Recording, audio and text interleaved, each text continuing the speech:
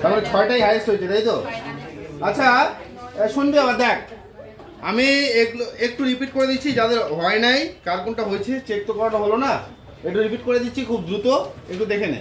বলছে একটি চিত্রণ, বলছে এফ হচ্ছে এ টু বি, এর বিপরীত চিত্র নির্ণয় করা যাবে যদি এফ ইনভার্সের অস্তিত্ব থাকে, তবে এফ যে ধরনের চিত্রণ হবে তা হলো, হ্যাঁ, একক চিত্রণ এফ। ও প্রথমে একক চিত্রণ বলছে না?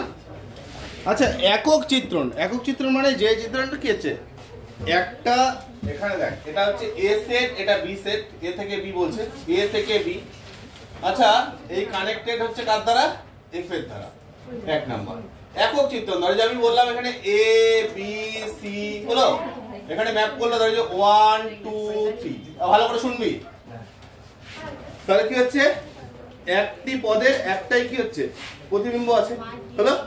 বলছে এক এক যেহেতু তাহলে একটি প্রতিবিম্ব থাকবে, এবং প্রত্যেকটি পদের কি আছে একটাই প্রাকবিম্ব আছে। দেখ বলছে ইনভার্সের অস্তিত্ব কখন থাকে, শুনবি, এফ ইনভার্স মানে এখান থেকে প্রত্যেকটি পদের কি হচ্ছে এফ ইনভার্স, প্রত্যেকটি পদের একটা কি আছে প্রাকবিম্ব আছে, তাহলে এখানকার প্রত্যেকটি পদের প্রতিবিম্ব আছে, এখানকার প্রত্যেকটি পদের কি আছে আবার প্রাকবিম্ব আছে।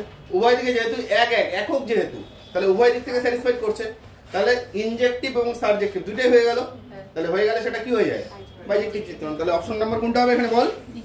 অপশন নাম্বার হচ্ছে সি। বাস প্রথমটা উত্তর কমপ্লিট। এটা কার কার হয়েছিল? স্যার আমাদের হয়েছিল তো, হ্যাঁ বাস।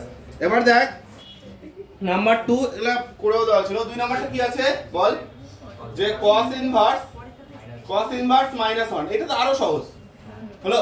এগুলোতে সবচেয়ে সহজ প্রসেস, যে মানগুলো দেওয়া থাকছে না সবচেয়ে চেষ্টা করবি এনটাকে 0 বসিয়ে ক্যালকুলেট করা।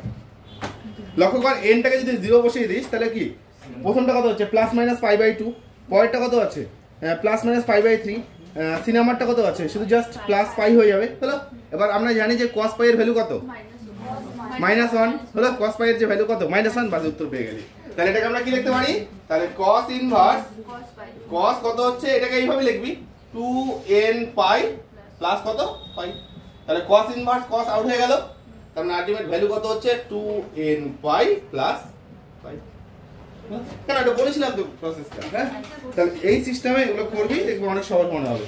আচ্ছা এ একটি ম্যাট্রিক্স হচ্ছে 4x4 ম্যাট্রিক্স, দেখাও যে আচ্ছা যেখানে আচ্ছা ডিটারমিনেন্ট অফ এর ভ্যালু হচ্ছে 4, 4 নাম্বার ও 3 নাম্বার না, তাহলে 3 নাম্বার ডিটারমিনেন্ট অফ এ বলছে 4, আরটা কি বলছে ও অ্যাডজয়েন্ট অফ এস ইকুয়াল কত হচ্ছে 8k।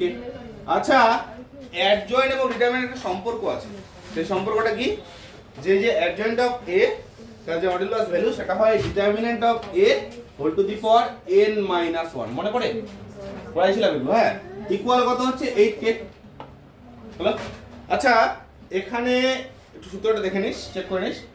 তাহলে এখানে n এর মান কত দেখ বলে দেওয়া আছে, ম্যাট্রিক্সে কত ফর্মের 4x4, তাহলে যেহেতু 4x4 এর ম্যাট্রিক্স তাহলে এর মান কত, এখানে এর যে মান সেটা হচ্ছে 4, তাহলে এর মান এখানে 4, ও সরি n এর মান সেটা হচ্ছে 4, তাহলে এর মান তো দেওয়া আছে মডুলাস এর এবার হচ্ছে 4, তাহলে 4 টু দি পাওয়ার কত হচ্ছে 4-1, তাই না? ইকুয়াল হচ্ছে 8k। তাহলে এখানে কত পাচ্ছিস বল?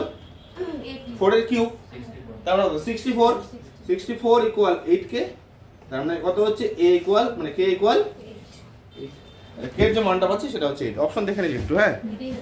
তাহলে k এর মান হচ্ছে আমরা পেয়ে গেলাম 8, এটা কত নম্বর অপশনে দেওয়া আছে? অপশন নাম্বার এটা হচ্ছে সঠিক, হ্যাঁ। আচ্ছা এরপরে আরেকটা অপশন কি ছিল রে? আরেকটা অপশন কত ছিল? সি। বল এবার কি আছে? আচ্ছা 4 নাম্বার দেওয়া আছে, বল ইন্টিগ্রেশন লিমিট হচ্ছে কত? 3 to 4